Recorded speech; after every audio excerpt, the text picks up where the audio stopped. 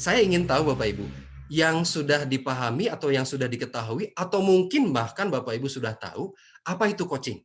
Silakan Bapak Ibu, kita interaktif ya Bapak Ibu ya, jangan diam-diaman. Silakan Bapak Ibu, monggo. Ada yang mau menyampaikan apa itu coaching yang sudah dipahami atau yang sudah diketahui oleh Bapak Ibu yang ada di sini? Silakan Bapak Ibu, monggo.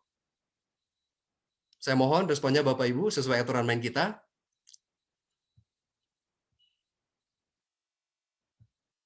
Oke. Selamat siang Pak Ferry, izin masuk. Selamat siang.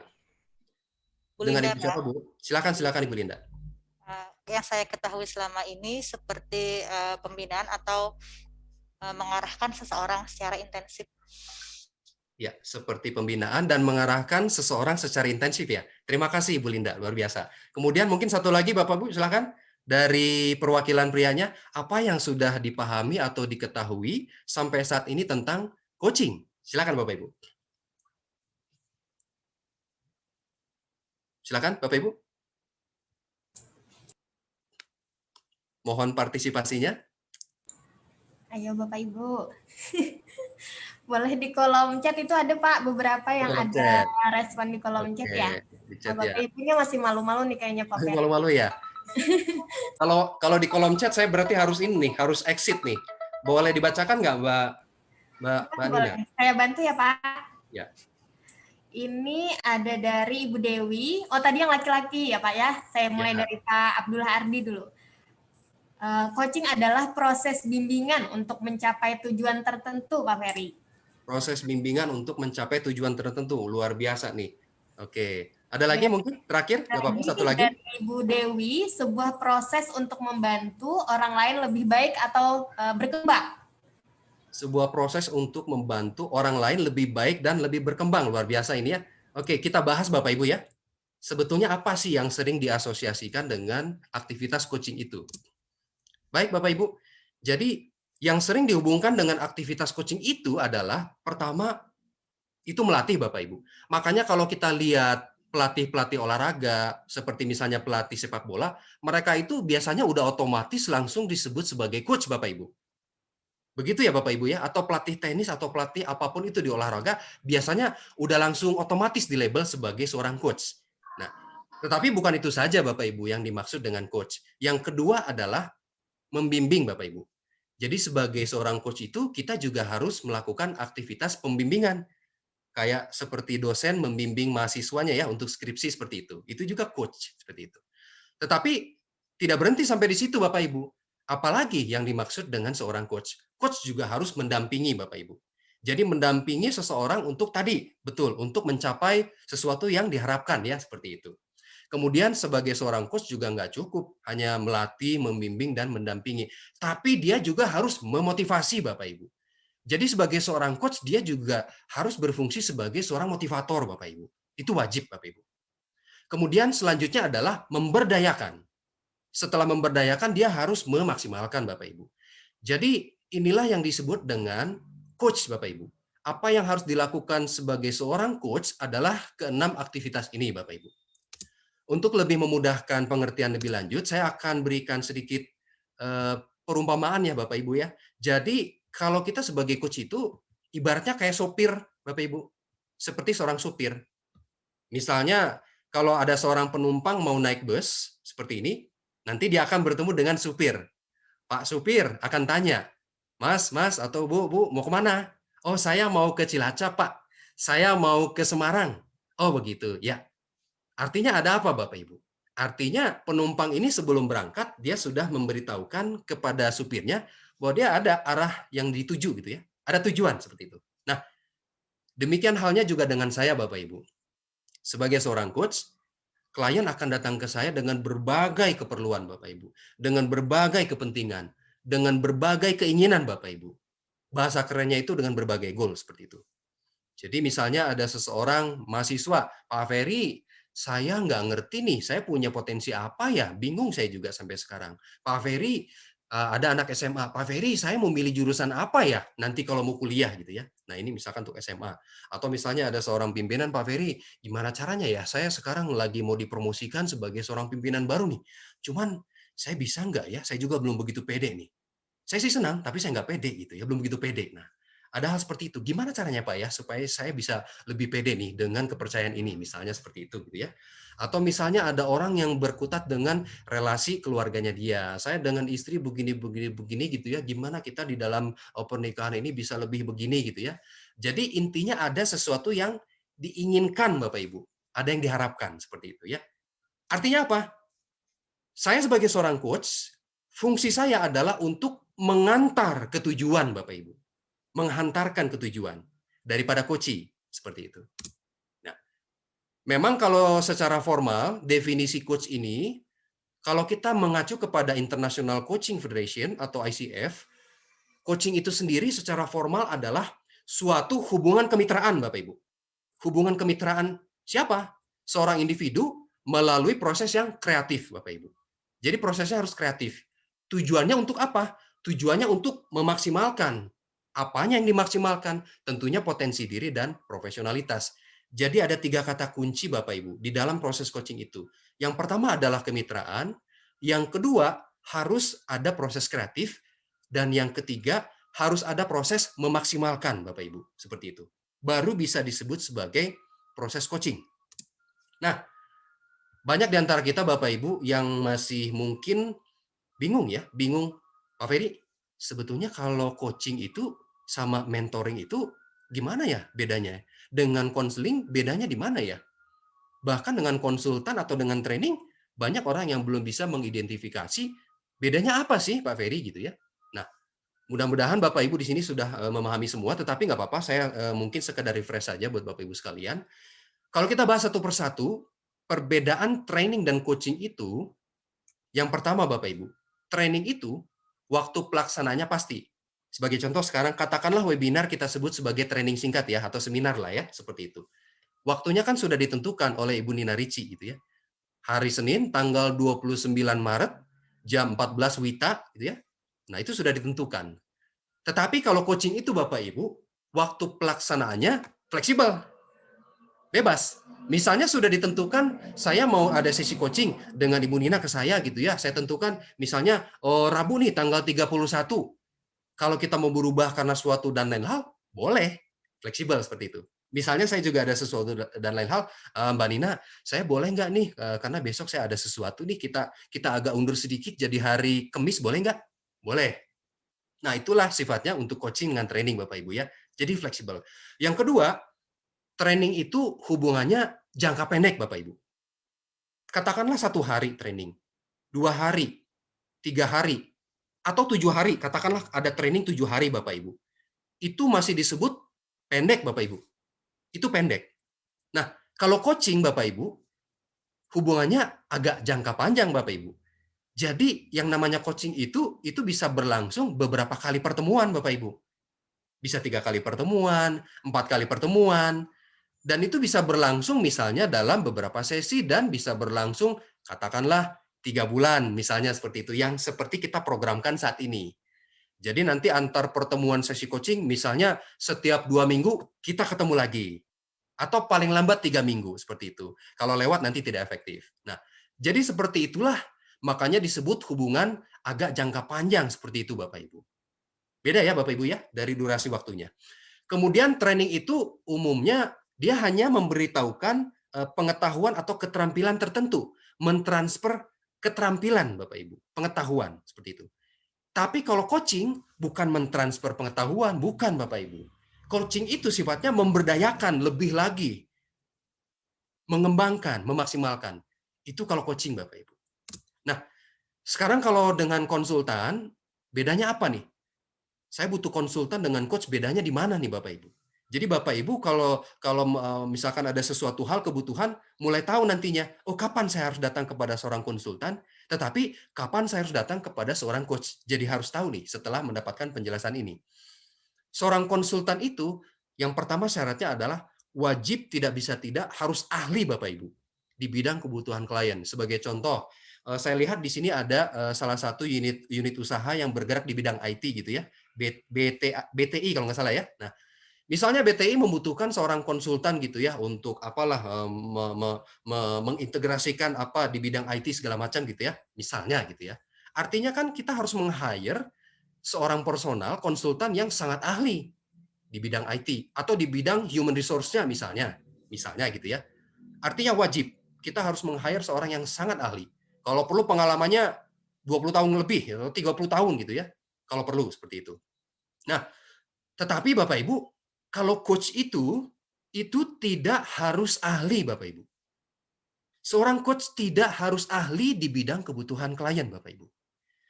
Saya sebagai seorang coach, kalau misalkan kita duduk dengan siapa, ngobrol dengan siapa, tiba-tiba dia ngobrol, Fer, gue lagi bingung nih sekarang nih, gue lagi ada lagi ada kerjaan tapi bingung, ini nggak ngerti nih gimana nih pemecahan masalahnya, solusinya gitu ya. Atau Fer, gue sekarang lagi ada promosi, cuman gue lagi bingung gimana nih gitu ya. Nah, kita bisa langsung nih, kita ketemu siapa saja, ngobrol tentang topik apapun gitu ya, kita bisa melakukan proses coaching Bapak Ibu. Jadi tidak harus ahli Bapak Ibu. Itu bedanya antara konsultan dan seorang coach. Nah, kemudian yang kedua, seorang konsultan pastinya ya memberikan solusi Bapak Ibu. Dia karena sebagai ahli wajib memberikan solusi. Pak, gimana nih solusinya nih? Kita sebagai perusahaan lagi butuh nih di dalam departemen human resource kita sekarang lagi agak kesulitan nih untuk pengelolaan sumber daya manusia nih misalnya gitu ya. Gimana nih? Ada saran-saran nggak? Pasti seorang konsultan akan memberikan saran ya setelah melakukan identifikasi masalahnya seperti apa seperti itu ya. Tetapi Bapak Ibu, kalau coaching solusinya bukan dari coach-nya Bapak Ibu. Dari mana solusinya? Itu harusnya datang dari coach-nya, dari kliennya. Loh kok bisa begitu? Ya bisa dong, ada tekniknya ya. Nanti saya akan jelaskan tekniknya di mana. Nah, kemudian seorang konsultan itu lebih umum kepada aspek bisnis. Biasanya sih umumnya seperti itu Bapak Ibu. Tetapi kalau coaching itu yang dibahas di situ lebih kepada perubahan mindset Bapak Ibu dan behavior. Jadi kalau kita ngobrol coaching dengan seorang coach itu akan digodok mindset-nya Bapak Ibu. Dan perubahan perilakunya. Ya, bukan aspek teknisnya, bukan seperti itu Bapak Ibu, bukan training ya. Jadi lebih kepada menggodok cara berpikirnya seperti itu. Lalu dengan mentoring bagaimana? Nah ini agak sulit nih membedakan seorang mentor dengan seorang coach Bapak Ibu. Di luaran sana Bapak Ibu, di luaran sana banyak orang yang kalau misalnya sudah memberikan pengarahan gitu ya. Contoh banyak kawan saya dia memberikan pelatihan bisnis online gitu. Atau pelatihan bisnis apapun itu. Mereka sudah otomatis mentitle diri mereka sebagai seorang bisnis coach. Seperti itu. Jadi mereka memberikan arahan-arahan kepada kliennya, memberikan saran-saran, memberikan masukan-masukan dari pengalaman saya, ini loh yang saya lakukan gitu loh. Kamu pasti bisa gitu. Nah, itu yang dilakukan oleh mereka sebagai coach. Apakah itu tepat?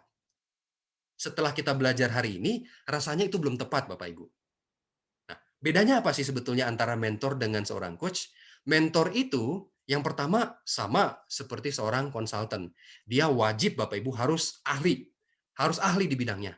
Sebagai contoh, misalkan Ibu Nina di sini sebagai seorang human resource gitu ya, pimpinan human resource gitu. Di bawahnya tentunya ada sebagai staff human resource. Nah, tentunya Ibu Nina pasti sekaligus sebagai seorang mentor di bidang human resource seperti itu.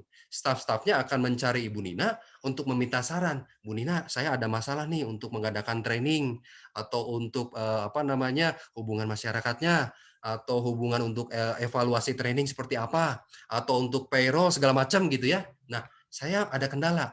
Nah, Bu Nina pasti dengan luar biasanya datang sebagai pemberi solusi gitu ya kepada staff human resource-nya. Oh, kamu di situ masalahnya. Pengalaman saya seperti ini. Kamu lakukan aja begini. Tetapi bukan hanya lakukan. Tentunya Ibu Nina harus melihat langsung. Benar nggak apa yang dia lakukan itu tepat yang seperti saya sarankan.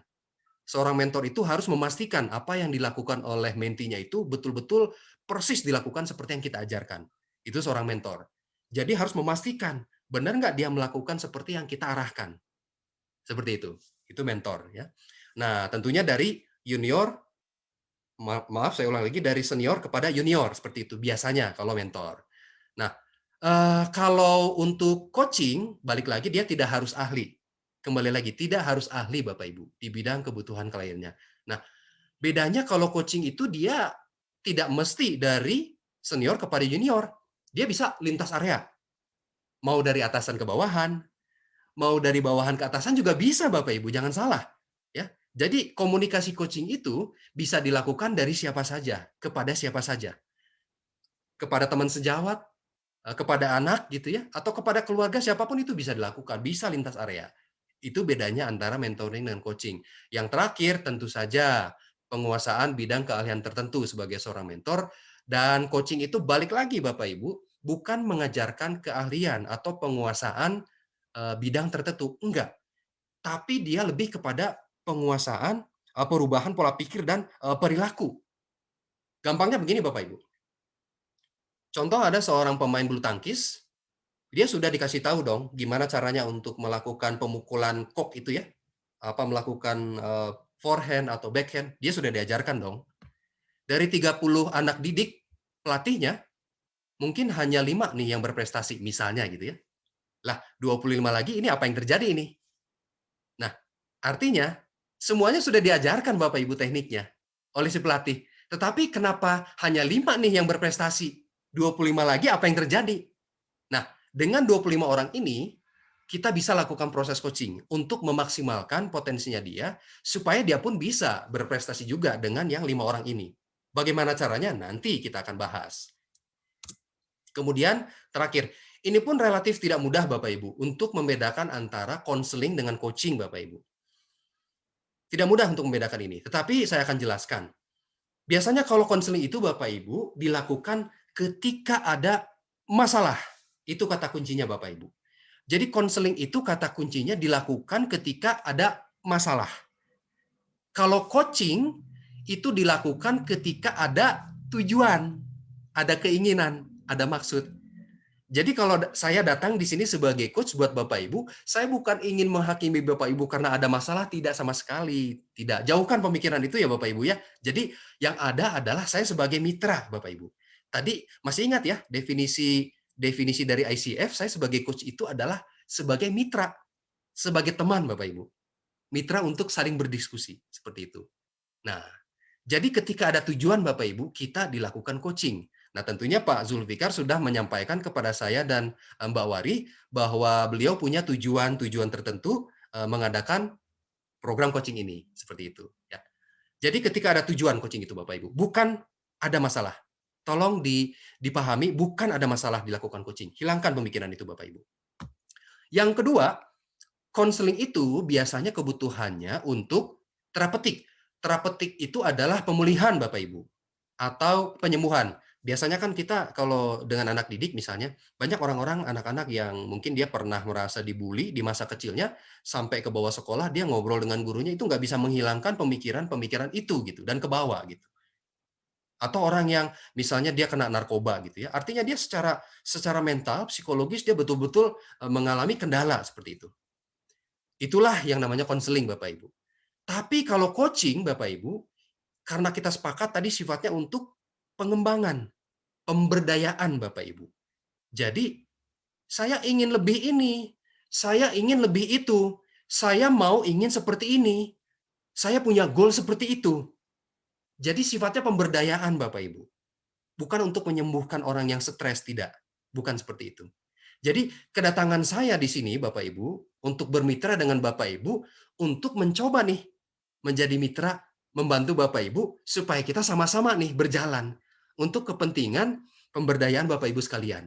Bukan berarti saya lebih jago, tidak Bapak Ibu. Tadi kita sudah tahu bahwa sebagai seorang coach itu tidak harus ahli di bidang yang menjadi kebutuhan coaching. Tetapi saya punya kompetensi bagaimana caranya untuk membuat Bapak Ibu sekalian lebih berdaya Bapak Ibu. Itulah yang menjadi kompetensi kita.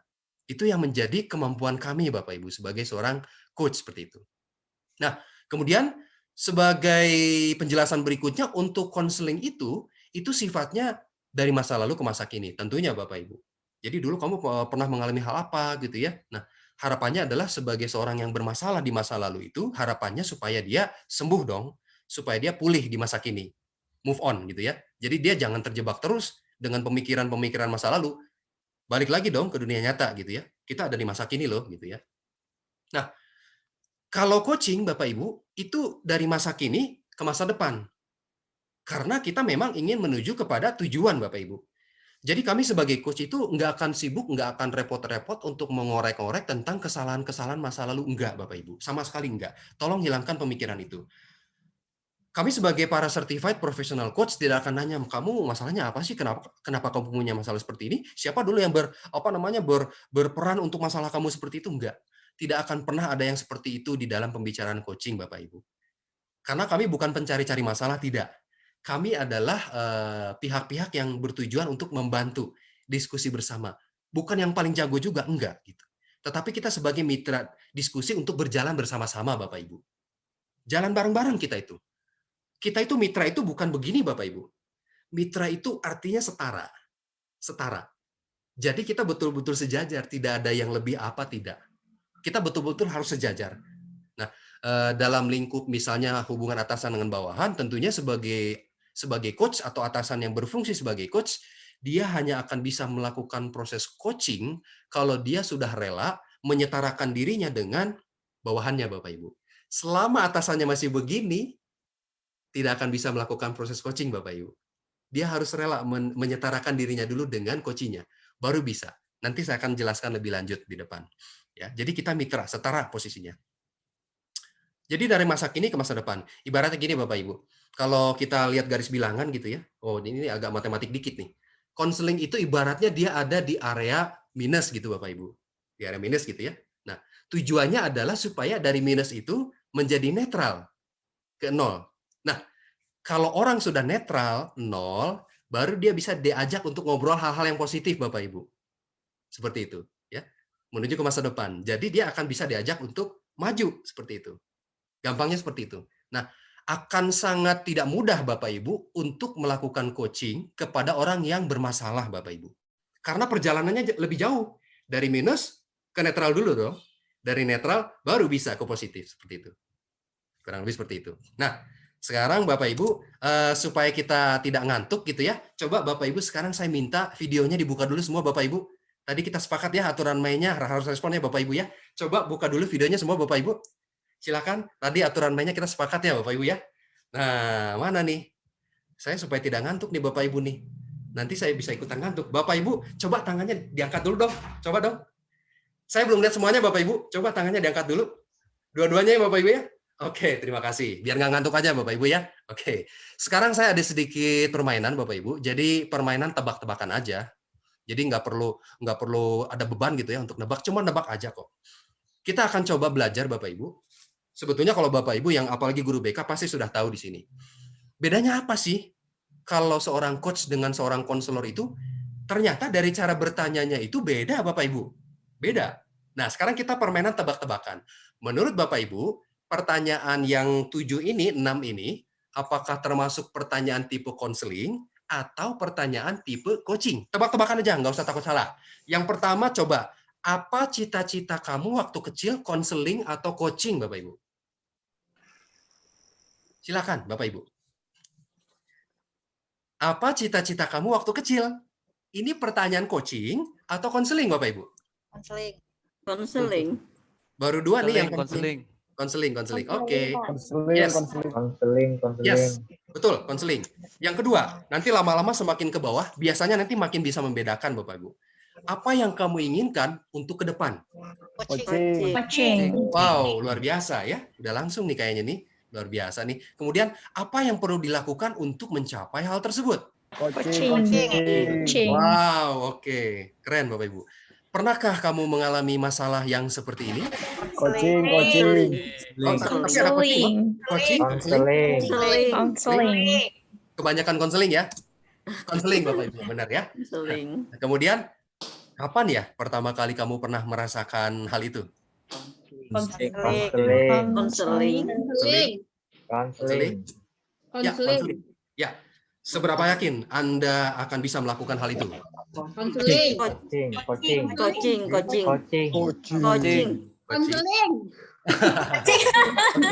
coaching ya. Oke. Ya.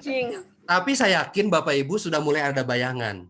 Jadi pertanyaan-pertanyaan seorang konselor dengan coach itu pasti mestinya dari 6 ini udah mulai ada bayangan. Saya yakin itu ya. Nah, sekarang Bapak Ibu berikutnya adalah coaching ini untuk siapa sebetulnya? Ngapain kita melakukan proses coaching? Untuk apa? Siapa sih orang-orang yang perlu di-coaching? Bapak Ibu sekalian, kalau kita melihat gambar ini, ada dua nih. Di sebelah kiri kita, di sebelah layar, itu ada orang yang kita sebut sebagai orang bermasalah. Sementara di sebelah kanan layar, ada orang yang kelihatannya energik dan sepertinya orang yang mau maju ya. Pertanyaan saya, coaching ini akan lebih efektif untuk orang yang bermasalah atau orang yang mau maju, Bapak Ibu? Orang yang mau maju. Orang yang mau maju. Oke. Yang mau maju. Saya minta tolong partisipasinya, responnya. Apa yang menjadi alasan orang yang mau maju ini akan lebih efektif untuk di coaching, Bapak Ibu? Karena dia ingin belajar. Karena dia ingin belajar? Tidak Ada punya pun masalah. Dia punya tujuan. Dia punya tujuan. Satu lagi? Punya semangat untuk mencapai tujuan. Semangat mencapai tujuan. Yes, Bapak Ibu. Tadi kita sudah bolak-balik bahas di belakang, Bapak Ibu. Definisi coaching ada, sudah jelas kita lihat tadi gambar bus tadi itu kan dari awal penumpangnya harus punya arah dan tujuan dulu. Jadi karena memang orangnya punya tujuan, dia bersemangat dong, gitu ya. Kalau dia bermasalah, apa yang mau dikejar? Orang dia masih mikirin dia belum bebas dari narkoba, misalnya gitu ya. Mau gimana dia bisa diajak ngobrol tentang setelah sembuh narkoba, dia baru bisa ngomongin apa. Makanya orang yang sembuh narkoba itu, orang yang narkoba itu perlu disembuhkan dulu, Bapak Ibu. Harus dipulihkan dulu dengan konseling gitu ya. Baru dia bisa diajak ngobrol. Ya udah deh, kamu sekarang udah sembuh nih. Sekarang kamu ke depannya mau ngapain? Ada rencana apa? Oh, iya nih. Saya sebetulnya pengen sih ya mulai ada usaha kayak apa kayak gitu. Nah, di situ Bapak Ibu dia sudah mulai bisa untuk di coaching. Begitu Bapak Ibu bedanya ya. Jadi setelah ada hal yang seperti itu baru bisa untuk di coaching. Ya, seperti itu. Jadi jawabannya jelas, orang yang mau maju yang akan lebih bisa untuk di coaching Bapak Ibu seperti itu. Sampai di sini mungkin Bapak Ibu silakan kalau ada yang mau bertanya, mungkin di unmute aja nggak apa-apa Bapak Ibu. Kalau mau ada yang bertanya, saya berikan kesempatan. Saya izin bertanya, Pak. Silakan. Dengan Ibu siapa? Perkenalkan saya dari GIF dengan Ibu Nisa. Silakan Ibu Nisa. Mengenai coaching ini, apakah jika ada seseorang yang punya masalah, apakah perlu dia melakukan sesi konseling dulu baru bisa coaching, atau tanpa perlu konseling dia bisa coaching, Pak? Ya, tadi yang kita sudah bahas tadi di belakang bahwa konseling itu kan dia dilakukan ketika ada masalah ya, Bapak Ibu ya. Jadi apalagi kalau misalkan kita bisa mengidentifikasi masalah-masalahnya yang berkaitan dengan kendala di dalam berpikirnya dia gitu ya, dan dia nggak bisa move on gitu ya. Saya pernah Bapak Ibu ya, jadi mengcoaching orang, tetapi dia itu ngomongnya tentang masalah dia, bahkan sampai bunuh diri dulu. Kita ngebahas bunuh diri itu sampai banyak banget gitu loh. Padahal saya mau bawa dia untuk maju, itu nggak bisa maju-maju gitu loh Bapak Ibu. Sampai kapanpun orang-orang yang masih begitu, tapi saya masih ingat nih, saya nggak bisa menghilangkan perasaan yang saya itu Pak Fedi ini nggak bisa nih. Padahal kita udah coba untuk ajak maju. Nah, jadi sebagai gambaran Bapak Ibu, kalau kondisinya seperti itu akan tidak mudah untuk dilakukan proses coaching. Jadi sebagai gambaran kalau mengacu ke contoh itu harus dikonseling dulu Bapak Ibu. Sebagai gambaran gitu ya. Nah, jadi kalau memang tergantung masalahnya ya, masalahnya seperti apa gitu ya, apakah memang sampai ke harus gangguan klinis pemikirannya gitu ya, mungkin itu harus konseling dulu. Tapi kalau misalnya masalahnya ke behavior yang misalnya kurang motivasi gitu ya, ada perilaku yang perlu diperlakukan dikit-dikit itu masih oke lah gitu ya. Gitu. Nah, misalnya dia terlambat ke sekolah gitu ya, nah mungkin itu masih bisa gitu ya. Tetapi kalau udah hubungannya dengan aduh saya nggak bisa melupakan ini Pak Ferry nih, saya waktu kecil tuh sampai sekarang nggak bisa hilang itu, sampai saat ini saya masih ingat aja. Saya waktu kecil itu betul-betul pernah dibully, sampai sekarang tuh saya nggak bisa hilang. Nah, itu akan tidak mudah untuk dilakukan proses coaching, Bapak Ibu, seperti itu.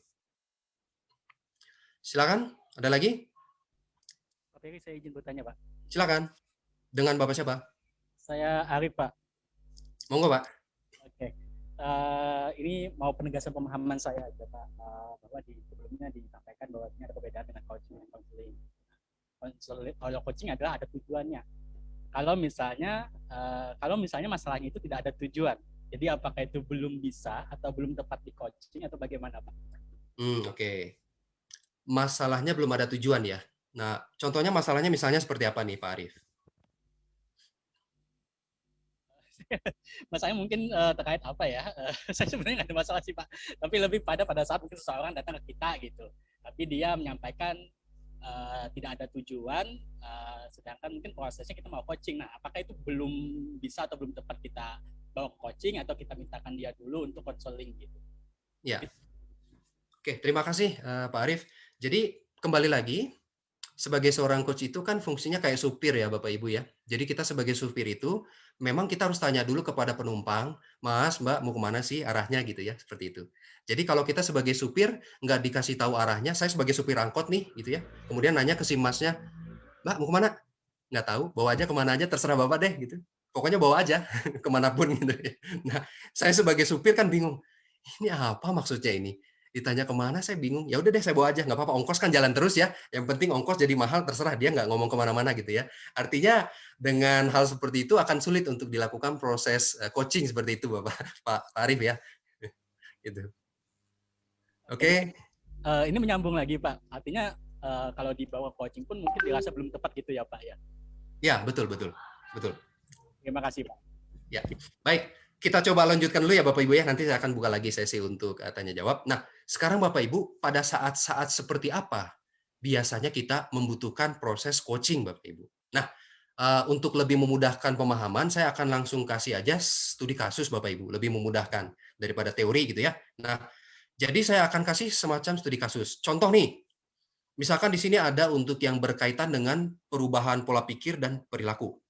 Ini anak sekolah nih judulnya. Saya tuh males banget di sekolah, gue tuh malas tuh di sekolah. Belajar di kelas kayaknya bosen banget gitu. Nggak ada motivasi buat belajar. Tapi giliran ulangan jelek, habis deh gue dimarahin sama mama gitu ya. Gimana caranya ya biar saya bisa semangat belajar gitu loh. Nah, dia tanya, gimana caranya ya biar saya bisa semangat belajar? Jadi dia ada keinginan. Dia ada keinginan untuk bisa semangat belajar.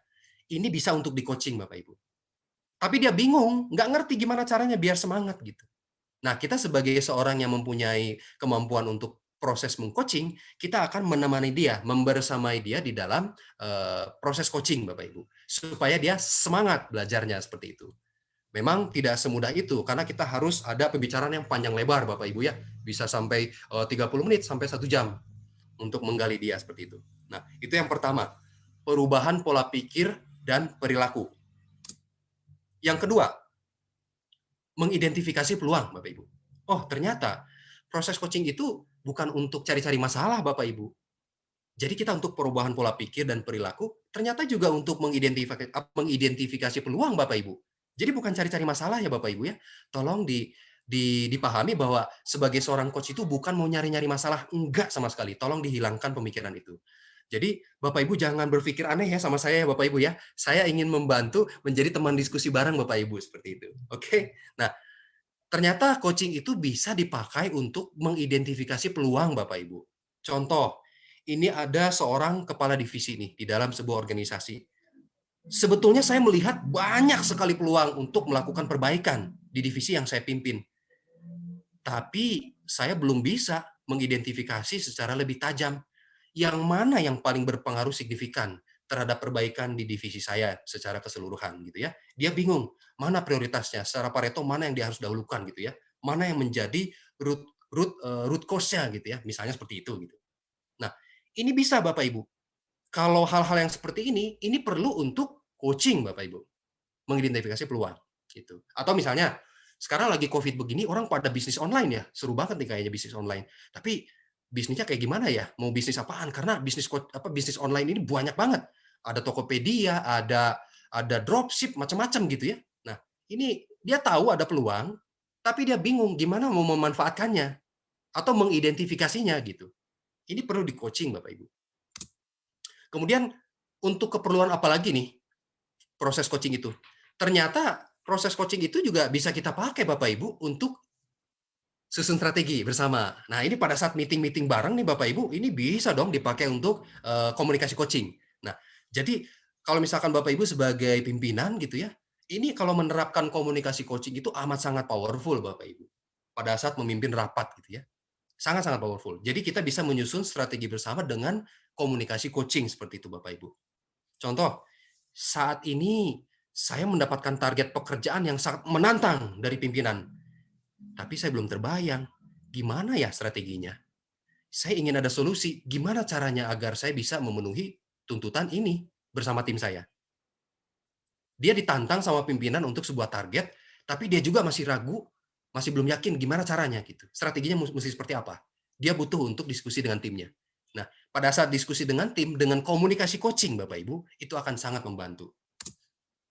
Kemudian yang berikutnya adalah coaching itu bisa dipakai untuk menyelesaikan masalah yang butuh eksplorasi. Oke lah, di sini ada kata masalah Bapak Ibu. Tetapi kita tambahkan di depannya untuk menyelesaikan Bapak Ibu ya, menyelesaikan masalah yang butuh eksplorasi. Jadi misalnya ada masalah, tentu biasanya kalau konsep yang biasa kita gunakan untuk menyelesaikan sebuah permasalahan, saya pun belajar tentang problem solving seperti itu. Problem solving. Jadi biasanya yang dilakukan oleh seorang pimpinan, oke, tiba-tiba datang bawahannya gitu ya, datang, Pak ini lagi ada masalah. Masalahnya apa? Kenapa bisa terjadi gitu ya? Biasanya kan pertanyaan seperti itu. Apa masalahnya? Kenapa bisa terjadi? Ya udah kamu ngapain sekarang? Seperti itu. Nah, dengan kita sudah belajar komunikasi coaching, nggak seperti itu lagi nanti Bapak Ibu ya, cara untuk berkomunikasi dengan bawahannya. Nanti itu akan lebih spesifik dipelajari di dalam Leader as Coach Bapak Ibu. Tetapi yang mau saya sampaikan adalah dengan kita melakukan komunikasi coaching, masalah itu tidak dianggap jadi sesuatu yang perlu jadi kekhawatiran bagi bawahannya seperti itu. Jadi dia akan lebih lega datang kepada pimpinannya karena pimpinannya sudah mengerti bagaimana komunikasi coaching seperti itu Bapak Ibu. Nanti gimana? Nanti akan saya jelaskan. Ini laporan keuangan dari staf saya kok ada yang janggal ya? Saya banyak pertanyaan nih. Sepertinya saya perlu diskusi dengan staf saya untuk pembenahan laporan ini karena saya diminta nih pertanggungjawaban oleh direktur gitu ya. Mungkin Bapak Ibu ada yang mengalami hal seperti ini gitu ya. Ya, artinya jangan langsung dimarahin stafnya, jangan, di coaching Bapak Ibu ya. Jadi stafnya di coaching, kita ajak sebagai mitra untuk diskusi seperti itu ya. Jangan jangan dimarahin, jangan dihabisin stafnya. Bahaya, kasihan dia. Nanti besok-besok langsung resign dia Bapak Ibu kan. Capek juga nyari orang kan. Nanti HRD-nya diminta nyari orang paling cepat sebulan sama manajemen, padahal nyari orang juga baru 3 bulan dapat gitu ya misalnya. Nggak semudah itu kan nyari orang gitu. Ya. Kemudian nah, tentunya Bapak Ibu, namanya coaching itu tentu sangat powerful untuk peningkatan kinerja ya. Jadi contohnya, ini staf akunting saya si Nani, bukan Ibu Nina ya, enggak ya. Saya nggak ada maksud loh ya. Ini Nani beda ya, bukan Mbak Nina. Oke. Ini staf akunting saya si Nani kok nggak biasanya ya mengalami penurunan kinerja. Dia nggak pernah loh kayak begini. Ini saya kayaknya perlu ngobrol dengan dia nih. Ada apa nih? Saya pengen dia bisa perform lagi nih. Gitu. Nah, jadi hal-hal seperti ini Bapak Ibu, dia jelas ini. Ini jelas wajib di coaching Bapak Ibu, orang yang seperti ini. Jangan dimarahin Bapak Ibu. Jangan dihabisin. Di coaching gitu ya, seperti itu. Nah, sekarang pertanyaannya adalah, loh, coaching ini bagaimana dilakukannya? Kan itu yang menjadi pertanyaan Bapak Ibu. Nah, Bapak Ibu, ketika saya melakukan proses coaching, tadi kita sepakat ada 3 kata kunci Bapak Ibu di dalam melakukan proses coaching. Yang pertama adalah sebuah hubungan kemitraan. Kemitraan itu tadi saya sampaikan, kita harus sejajar Bapak Ibu. Jadi kalau dalam hubungan antara guru dengan murid, proses coaching itu hanya akan bisa terjadi kalau guru sudah menjadi mitra bagi siswanya. Hilangkan dulu title gurunya. Jadi bagaimana caranya untuk building rapport? Artinya kita membangun keakraban dengan siswanya seperti itu. Jadi turun dulu dong gurunya. Turun dulu sampai jadi sejajar dengan siswanya seperti itu. Demikian pula dengan para pimpinan, tentunya kembali tadi saya sampaikan, begitu akan melakukan proses coaching, itu akan efektif kalau pimpinannya merelakan diri untuk turun dulu. Untuk turun dulu, menyetarakan dirinya dengan bawahannya seperti itu. Selama ini masih lebih tinggi dikit, apalagi begini, itu tidak akan bisa terjadi proses coaching yang efektif. Kenapa? Karena si coach akan membuat batasan. Dia akan membuat barrier dengan atasannya. Dia akan defense. Ketika defense itu akan aktif otak reptilnya Bapak Ibu. Jadi dia akan defense gitu. Padahal kita pada saat melakukan proses coaching itu kita harus bermain otak rasionalnya gitu. Selama di otak reptilnya masih berfungsi gitu ya, aktif, itu tidak akan bisa terjadi coaching. Karena apa? Karena kalau kita lihat di sini kemitraan itu Bapak Ibu, yang pertama jelas, supir angkot harus tahu dulu penumpangnya mau kemana. Artinya ada tujuan atau goal mau kemana. Yang pertama, itu wajib. Kalau nggak ada goal, tidak ada proses coaching Bapak Ibu. Tidak ada goal, tidak ada proses coaching. Kemudian yang kedua, membangun relasi yang intim. Balik lagi Bapak Ibu, dalam konteks hubungan antara guru dengan murid, tentunya gurunya berkewajiban bagaimana caranya untuk membangun relasi yang intim dulu, building rapport gitu ya, membangun keakraban dengan siswanya. Baru siswanya akan bisa diajak berbicara seperti itu. Ya. Karena apa? Di dalam proses coaching itu salah satu syaratnya itu adalah wajib adanya kepercayaan. Bapak Ibu kalau tidak percaya kepada saya sebagai seorang coach tentunya akan sia-sia Bapak Ibu. Dan saya berusaha dengan semampu, dengan sekuat tenaga saya, supaya saya bisa saling percaya dengan Bapak Ibu. Caranya bagaimana? Ya kita harus membulatkan niat bersama-sama bahwa kita sebagai teman mitra bersama Bapak Ibu. Saya bukan orang yang jago dalam satu hal atau lebih superior dari Bapak Ibu. Demikian pula Bapak Ibu harus merelakan untuk bermitra dengan saya supaya terjadi hubungan yang terbuka dan itu akan bisa berlangsung kepada proses coaching. Saling percaya Bapak Ibu seperti itu. Ya, jadi saling percaya ini sangat penting. Dan saya sebagai seorang coach itu kita ada kode etik Bapak Ibu. Sebagai seorang coach itu kita punya kode etik bahwa pembicaraan coaching itu rahasia loh Bapak Ibu. Rahasia. Itu tidak boleh saya bocorkan kepada Pak Zulfikar misalnya gitu ya atau kepada Ibu Nila, nggak boleh. Itu udah kode etik ya Bapak Ibu. Jadi artinya cukup antara saya dan Bapak Ibu dan Tuhan aja yang tahu pembicaraan kita. Jadi tenang, aman Bapak Ibu ya. Saya nggak akan dipengaruhi kok oleh oleh top management. Nggak, tenang aja. Jadi itu sudah kode etik. Karena kalau saya melanggar kode etik itu Bapak Ibu, saya tidak akan pernah lagi bisa melakukan layanan profesional coaching dimanapun. Itu sudah menjadi konsekuensi Bapak Ibu. Sama aja dengan pengacara atau dokter, mungkin kan ada kode etiknya masing-masing seperti itu. Nah, saya tidak akan bisa lagi melakukan layanan profesional coach kepada klien saya. Kalau saya ember Bapak Ibu, kalau saya bocor. Kecuali Bapak Ibu, kecuali. Saya sering minta kepada coach, gimana kalau misalkan hasil pembicaraan kita ini, saya boleh nggak minta izin? Saya judulnya minta izin. Boleh nggak saya minta izin untuk kepentingan pembelajaran orang-orang yang saya ajarin proses coaching? Oh silakan Pak Pei. Nah itu lain soal Bapak Ibu. Itu lain soal. Artinya mendapatkan approval dari orangnya itu nggak masalah. Tetapi saya tidak akan maksa dong kalau orangnya nggak mau. Masa saya membocorkan itu dipecat saya dari ICF nanti seperti itu. Oke, jadi Bapak Ibu jangan khawatir. Ketika proses coaching itu hanya saya dan Bapak Ibu dan Tuhan yang tahu. Tidak akan ada orang lain yang tahu. Gitu ya, dijamin aman, tenang. Jangan khawatir. Kemudian pada akhirnya kita harus bersikap terbuka Bapak Ibu. Ini penting sekali. Saya tidak akan bisa membantu para klien saya, para coach saya, kalau coach tidak bercerita kepada saya Bapak Ibu. Apa yang bisa saya bantu kalau coachnya tidak bercerita? Apa yang saya bisa bantu kalau coachnya tidak menyampaikan apa yang ada di dalam pemikiran mereka? Saya tidak akan bisa bantu Bapak Ibu kalau begitu. Jadi keterbukaan ini betul-betul syarat yang mutlak Bapak Ibu. Makanya kita harus saling percaya, membangun relasi yang intim, dan dijamin ini rahasia seperti itu. Supaya kita terbuka seperti itu. Ya, jadi seperti itu. Kemudian yang kedua prinsipnya adalah proses kreatif Bapak Ibu. Tadi kita sepakat, coaching itu harus ada proses kreatif. Kreatif itu apa Bapak Ibu? Kreatif itu, pada saat nanti Bapak Ibu ngobrol dengan coachnya masing-masing, nanti dengan saya, ataupun dengan Mbak Warih nanti gitu, yang terjadi adalah pada saat ngobrol coaching itu kita ngobrol gitu, dua arah Bapak Ibu, bicara kita. Bicara. Nah, apa yang diobrolkan tentunya ada. Yang kita obrolkan nanti kita akan majority itu akan terjadi sesi tanya jawab Bapak Ibu. Bukan seperti mentor yang oh ya, kamu harusnya begini loh, kamu harusnya melakukan yang seperti ini, pengalaman saya itu begini, nih kamunya begini, pokoknya gini aja deh, nih ya, coba kamu catat nih, satu begini ya, nanti kamu setelah ini lakukan itu. Itu bukan coaching Bapak Ibu. Bukan seperti itu coaching. Jadi nanti akan banyak sesi tanya jawab. Saya akan banyak bertanya, Bapak Ibu akan banyak menjawab seperti itu. Itulah yang dimaksud dengan proses coaching. Itu yang disebut nanti sebagai powerful question Bapak Ibu. Jadi dalam terminologi coaching ini ada yang disebut sebagai powerful question. Nanti di bawah akan saya jelaskan lebih lanjut. Pertanyaan berbobot. Karena untuk mengembangkan seseorang, untuk memberdayakan seseorang, hal yang bisa kita lakukan adalah bertanya Bapak Ibu sebetulnya. Dengan bertanya, orang akan berpikir jawabannya apa ya? Seperti itu. Jadi orang kalau ditanya, dia akan berpikir apa yang harus saya jawab. Gitu. Saya harus cerita sesuatu untuk menjawab pertanyaan itu. Akhirnya dia nanti akan mengeluarkan sesuatu gitu di dalam dirinya, di dalam hatinya dia, apa yang dia pikirkan, dia akan keluarkan. Makanya coaching itu kenapa harus banyak bertanya. karena tujuannya untuk memberdayakan. Itu sebabnya Bapak Ibu. Coaching itu seperti itu, harus bertanya. Nah, jadi tanya jawab ya Bapak Ibu ya.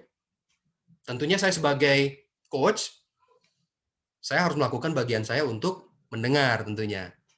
Atau yang disebut sebagai active listening. Nah, sebagai seorang coach itu Bapak Ibu, kita harus mendengarnya itu juga ada aturan mainnya seperti itu. Pada saat kita mendengar coach bercerita, itu kita diharamkan untuk menyalah-nyalahkan Bapak Ibu. Apapun yang diceritakan oleh coach, kita itu tidak boleh menyalahkan cara berpikirnya coach, kita itu tidak boleh menyalahkan apa yang sudah dia lakukan, itu diharamkan Bapak Ibu. Nah, jadi kalau misalkan ada seorang coach yang pada saat ngobrol dia, wah kamu kayaknya salah kalau kayak begitu tuh, itu nggak benar tuh. Itu bukan coach Bapak Ibu. Saya pastikan itu bukan coach. Jadi seorang coach itu tidak boleh melakukan hal itu sama sekali. Tidak boleh. Kita tidak boleh menghakimi cara berpikir coach, tidak boleh. Kita harus netral seperti itu. Jadi aman Bapak Ibu ya. Tidak akan terjadi yang namanya saya nanti, wah Bapak salah deh. Wah Ibu salah deh. Itu nggak benar. Itu tidak akan pernah keluar dari saya Bapak Ibu. Yang akan keluar itu saya akan jadi teman diskusi. Jadi pemikirannya adalah saya sebagai teman berdiskusi bersama, begitu ya Bapak Ibu ya. Itu yang perlu diingat. Nah, kemudian pada saat saya ngobrol dengan Bapak Ibu, saya akan melontarkan pertanyaan. Tapi pertanyaannya juga bukan sekedar bertanya Bapak Ibu. Pertanyaannya adalah pertanyaan berbobot seperti itu. Jadi, apa itu pertanyaan berbobot atau powerful question?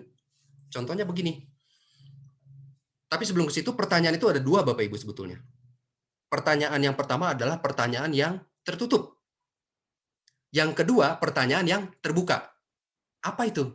Nah, kalau pertanyaan yang tertutup, contohnya begini. Kamu sudah makan belum? Sudah. Belum. Ya. Kamu setuju nggak dengan pendapat dia? Setuju. Nggak. Menurut kamu perlu nggak untuk melakukan hal ini? Perlu. Iya, tidak. Nah, itu selesai Bapak Ibu. Jawabannya singkat banget. Nggak ada suruh-suruhnya kita ngobrol gitu ya. Nah, kalau kita sebagai seorang coach itu bertanyanya harus dengan pertanyaan terbuka Bapak Ibu. Atau open question. Mengapa mesti seperti itu? Supaya bercerita Bapak Ibu. Itu tujuannya. Supaya Bapak Ibu bisa bercerita. Ya. Apa perlunya? Apa perlunya hal itu buat kamu gitu ya? Oh ya jelas dong, saya jelas perlu itu buat ini segala macam gitu ya. Pentingnya seberapa penting hal itu? Oh ya jelas penting dong, karena buat saya ini akan membuat pekerjaan menjadi seperti ini gitu kan. Program ini menurut kamu seberapa jauh bisa kamu lakukan? Kayaknya sih saya masih agak ragu sih, mungkin setengah sih bisa, cuman setengahnya lagi saya masih agak ragu, gimana ya coach? Nah, tapi kalau cuma dibilang, kamu kayaknya bisa ya melakukan hal itu? Bisa lah, padahal belum tentu juga gitu ya. Nah, kalau kita melakukan pertanyaan tertutup, itu tidak bermanfaat Bapak Ibu, untuk proses coaching seperti itu. Ya, nah jadi makanya kita akan selalu sebagai para coach itu menyampaikan pertanyaan yang sifatnya terbuka Bapak Ibu, seperti itu. Paling kalau pertanyaan tertutup itu hanya untuk sedikit konfirmasi aja.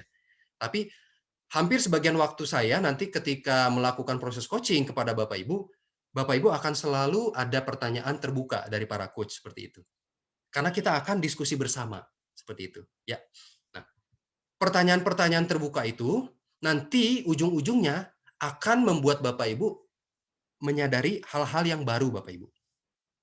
Jadi diharapkan pada saat proses coaching ini ada kesadaran-kesadaran yang baru Bapak Ibu. Yang tadinya nggak kepikiran, mungkin tiba-tiba, loh kok setelah ngobrol dengan Pak Ferry, saya jadi kepikiran hal ini ya. Saya kok jadi pengen punya ide seperti ini ya.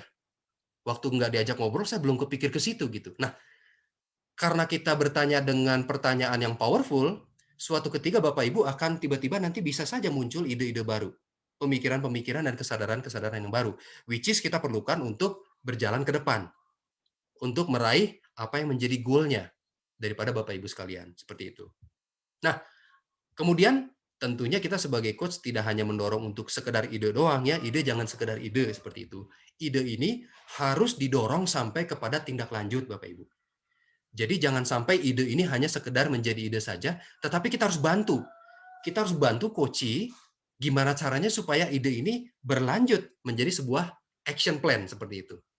Action plan-nya yang seperti apa? Yang berkomitmen. Tapi bukan saya, wah Pak, pokoknya udah janji ya, pokoknya Bapak udah harus komit ya melakukan ini ya. Enggak seperti itu. Itu bukan coach Bapak Ibu. Seorang coach yang benar itu tidak akan memaksakan orang untuk melakukan suatu hal tertentu. Enggak. Jadi kita nggak ada paksaan. Yang berkembang Bapak Ibu kok, bukan saya. Yang butuh untuk dibersamai dengan suatu goal tertentu bukan saya, tetapi Bapak Ibu. Saya hanya sebagai fasilitator saja Bapak Ibu, tidak lebih. Tidak lebih dari itu. Saya hanya sebagai fasilitator. Yang butuh untuk goalnya itu sendiri kan Bapak Ibu, bukan saya, seperti itu. Ya. Jadi kami para coach akan mendorong dengan cara bukan memaksa, tetapi dengan cara bahwa itu memang sebuah kesadaran yang harusnya timbul dari Bapak Ibu sendiri untuk melakukan hal itu gitu. Ya. Tentu kami nanti akan melakukan monitoring progress. Jadi setelah nanti sesi coaching, misalnya kita nanti di program ini ada 3 sesi coaching Bapak Ibu ya. Jadi satu contoh sesi 1 berakhir, nanti kita akan janjian misalnya 2 minggu lagi Bapak Ibu. Janjian 2 minggu lagi nanti kita ketemu, artinya dalam rentang ini Bapak Ibu kan akan melakukan sesuatu dong gitu ya. Akan melakukan komitmennya seperti itu. Nah, di dalam rentang waktu ini saya akan bantu Bapak Ibu untuk melakukan monitoring progress seperti itu. Artinya nanti kita akan diskusi lagi bareng-bareng gitu. Melalui WhatsApp kayak seperti itu ya. Jadi nanti silakan, nanti kita masih tetap berlanjut. Nah, memang itulah yang menjadi tantangan sebagai seorang coach Bapak Ibu. Jadi kayak apa ya? Jadi kayak seperti bapak sama ngemong anak gitu ya istilahnya gitu. Membersamai anaknya untuk mencapai apa yang dituju sama anaknya seperti itu gitu. Jadi tidak mudah Bapak Ibu menjadi seorang coach itu tidak mudah. Apalagi nanti Bapak Ibu kalau sudah menjadi seorang coach bagi bawahannya itu tidak mudah sama sekali. Karena kita harus sabar Bapak Ibu. Kita harus sabar. Yang biasanya kita pengen langsung direct gitu ya, direction tiba-tiba kita harus menggali dulu realitanya seperti apa. Itu butuh kesabaran tingkat tinggi Bapak Ibu. Tidak mudah Bapak Ibu. Tetapi itulah yang dibutuhkan sebetulnya oleh coachee ya Bapak Ibu ya, oleh bawahan daripada kita. Seperti itu. Nah, jadi pada saat monitoring progress itu tentunya saya juga bisa jadi memberikan semacam feedback gitu ya atau masukan-masukan kepada Bapak Ibu sekalian seperti itu ya. Nah, jadi proses coaching itu bayangannya Bapak Ibu balik lagi Bapak Ibu ya, saya minta tolong sekali jangan berpikiran bahwa dengan datangnya saya dan Mbak Wari untuk melakukan proses coaching, jangan berpikir bahwa kami ingin mencari-cari kesalahan. Hilangkan pemikiran itu Bapak Ibu. Niat tulus kami adalah untuk membantu menjadi teman diskusi bersama-sama untuk apa sih yang dimauin sama Bapak Ibu. Bapak Ibu sekarang lagi punya tujuan apa sih? Bapak Ibu sekarang lagi ingin apa sih ke depannya? Kami akan coba untuk berjalan bersama-sama seperti itu. Jadi tolong Bapak Ibu, saya minta tolong sekali lagi, tolong hilangkan pemikiran bahwa kami ingin mencari-cari kesalahan. Tidak sama sekali. Tidak sama sekali. Ya, seperti itu. Oke, sampai di sini Bapak Ibu silakan. Ada yang mau ditanyakan? Monggo silakan. Kita buka sesi tanya jawab. Monggo. Maaf. Silakan. Nanti kita akan coba ini ya, lihat kasus komunikasi coaching. Silakan sampai di sini Bapak Ibu, ada yang mau ditanyakan dulu? Monggo, ada silakan. Saya Pak Ferry. Silakan dengan Ibu Nina deh. Silakan. Pak mau menanyakan saja. Tadi kan terkait dengan coaching tentu ada goals yang ingin dicapai Pak ya atau tujuan yang ingin dicapai oleh si coachee. Yes. Nah, kemudian Pak berarti setiap coachee bisa jadikan Pak waktu untuk selesai program coachingnya berbeda-beda. Nah, kemudian kapan Pak dikatakan bahwa coaching itu bersifat selesai? Artinya selesai untuk satu coaching tertentu gitu Pak. Terima kasih Pak Ferry. Ya, begini. Gampangnya gini ya, kalau misalkan orang punya tujuan pengen diet gitu ya, menurunkan berat badan 10 kilo misalnya gitu ya, dia punya ingin di coaching gimana caranya untuk menurunkan berat badan 10 kilo misalnya. Nah, gampangnya begini. Jadi yang dibutuhkan oleh proses coaching itu adalah menggodok cara berpikir, mindset-nya. Jadi yang dibutuhkan oleh orang yang ingin diturunkan berat badannya ini adalah cara berpikir seperti apa yang diperlukan supaya dia berangsur-angsur bisa untuk berkurang berat badannya gitu ya. Artinya dia harus komit dong. Dia punya niat untuk mau misalnya makannya dikurangi atau istirahatnya juga diatur segala macam gitu ya. Nah, sekarang kan untuk menurunkan berat badan di dalam, misalkan dia pengen turun berat badan 10 kilo dalam 3 bulan, nggak gampang kan ya? Nggak gampang kan 10 kilo dalam 3 bulan kan ya? Tetapi Kalau misalkan kita coaching dia 3 sesi dalam 3 bulan, apakah berarti coaching itu selesai? Kalau dikatakan, oh iya 3 bulan dia udah kurang tuh, tadinya dia 60 kilo, sekarang dalam 3 bulan udah jadi 50 kilo nih. Apakah itu ya disebut sebagai coaching itu sudah selesai? Ternyata tidak, Bapak Ibu. Ya. Kalau misalnya dalam waktu 3 bulan, penurunan berat badannya dia pun ternyata dia belum berkurang 10 kilo, tetapi cara berpikirnya dia itu sudah oke gitu ya untuk melanjutkan secara mandiri, bahwa dia tinggal butuh sedikit waktu lagi, tetapi sudah siap gitu loh. Mindset-nya sudah cukup kita godok, dia sudah nggak perlu lagi coach-nya untuk diingetin lagi. Dia nggak perlu lagi untuk diojok-ojok lagi dengan pertanyaan-pertanyaan yang provokatifnya, dia sudah bisa melanjutkan sendiri gitu loh. Artinya mindset yang sudah benar, cara berpikir yang sudah benar untuk melanjutkan program dia menurunkan berat badannya itu sudah dikatakan selesai gitu loh. Begitu. Paling gampangnya begitu, Mbak Nina gitu ya. Saya kasih contohnya yang ekstrim gitu biar terbayang gitu. Siap-siap, Pak. Terima kasih. Oke, ada lagi Bapak Ibu? Jadi bisa itu goalnya memang dia terjadi gitu ya, tetapi yang paling terpenting adalah cara berpikirnya itu yang perlu udah sesuai dengan yang diharapkan seperti itu gitu loh. Karena coaching itu balik lagi kita bukan ngajarin teknis. Kita itu membekali seseorang itu cara berpikirnya yang paling penting, kita bantu untuk bagaimana sih cara berpikir yang diperlukan untuk mencapai tujuan. Secara teknis udah jago gitu ya. Secara teknis dia sudah punya kemampuan yang dibutuhkan. Tetapi kenapa nggak ada progres? Gitu. Dia jago, dia pinter, tapi kenapa nggak berprogres? Berarti ada sesuatu di sini, Bapak Ibu. Masalahnya bukan di teknis, masalahnya di sini. Gitu. Oke, silakan. Ada yang lain? Misi Pak, ada pertanyaan di kolom chat. Mohon izin untuk bacakan nih Pak. Silakan. Ada pertanyaan dari Pak Agus. Pertanyaannya begini Pak. Bagaimana menentukan bahwa coach itu benar-benar sudah dalam situasi netral sehingga langsung dapat dilakukan proses coaching tanpa harus di-counseling dulu? Terima kasih Pak. Ya.